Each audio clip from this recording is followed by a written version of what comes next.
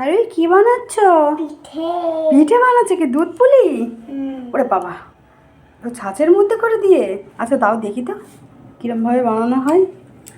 এটা দাও, আমার দাও, দিয়ে ভালো করে চেপে দাও দুটো দিক দিয়ে। এদিকে ঘুরিয়ে দেখো দেখি, ভালো করে চেপে নাও। বাহ সুন্দর, এবার চেপে চেপে চেপে করো। আর এইগুলো কি চুষি পিঠে? হ্যাঁ। বাবা, একটা দুধ পুলির তো একটা রেডি হয়ে গেছে যে দেখছি, ছাঁচের মধ্যে করে। আবার কি দুধ? বাহ, দুধ জাল হচ্ছে।